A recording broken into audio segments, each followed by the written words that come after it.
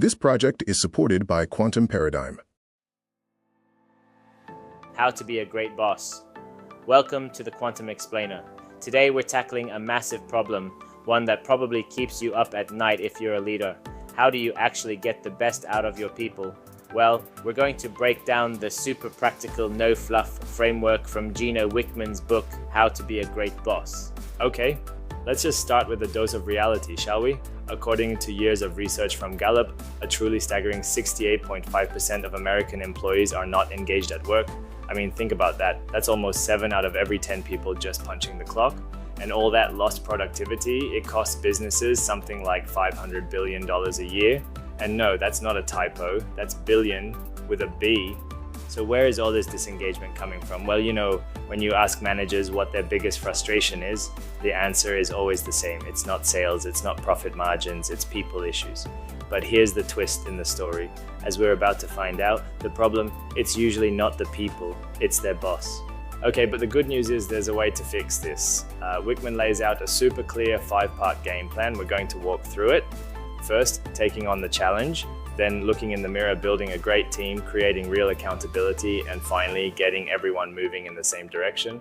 All right, part 1, the Great Boss Challenge. See, before you get into any tools or tactics, you got to have a major mindset shift. It's all about this. Great bosses, they stop blaming their people.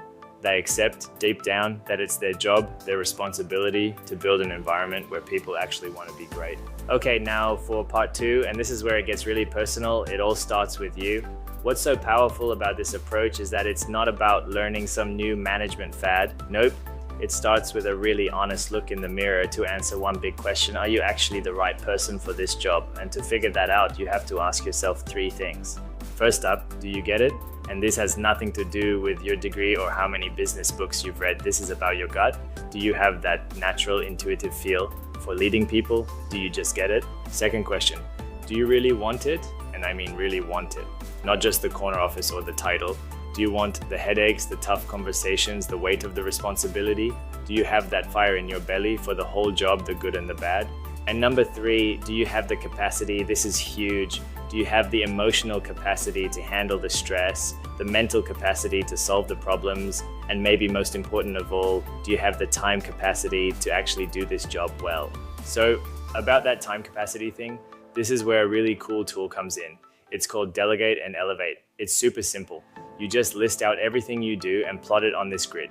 And your mission, should you choose to accept it, is to get rid of everything in those bottom 2 quadrants. Delegate it, automate it, get it off your plate. That's how you free yourself up to focus on what really matters. All right, on to part 3, building your great team. So once you've got your own house in order, then you've earned the right to build your team. And the whole goal here is simple, even if it's not easy. You have to surround yourself with what Wickman just calls great people. So what does great people even mean? Well, the definition is almost shockingly simple. Great people are just the right people in the right seats. That's it. So simple, right? But everything hangs on what right people and right seat actually mean. So let's break that down. Right people means they share your company's core values. They fit your culture, they belong.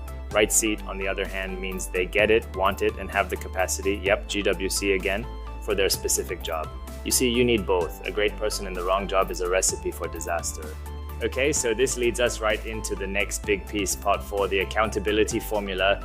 You've looked in the mirror, you've got the right people in the right seats, now what? How do you actually get them to deliver results without you having to breathe down their necks all day?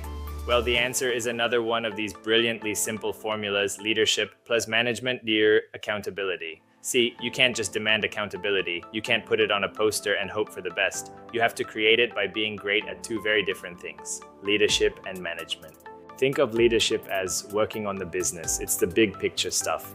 First, you set a crystal clear vision for where you're going. Second, you give your team everything they need to succeed. And third, and this is the one that's so tough for so many bosses, you have to let go. You have to trust your people to do their jobs. Now, management is the flip side. That's working in the business. It's all about execution. You clarify expectations so everyone knows exactly what winning looks like. You communicate constantly with a steady rhythm of meetings, what he calls a meeting pulse. And finally, you give feedback, both good and bad, quickly and consistently. And that brings us to the final piece, part 5, getting all arrows aligned. This is the payoff. After you've done all this work on yourself, on your team, on accountability, what do you actually get? What's the end game here? The result? Well, it's a complete transformation. You go from what you see on the left, a team where everyone's kind of doing their own thing, energy's wasted, arrows are pointing all over the place, to what you see on the right, a team that's totally aligned. Every single arrow is pointing in the same direction. And when that happens, the progress you make feels, well, it feels almost effortless. So, in the end, the whole message of this book is pretty simple. The journey to becoming a great boss, it starts and ends with you. You can't just sit back and hope your people get better. You have to get better first, which really just leaves one big question for you to think about. Which boss are you going to be?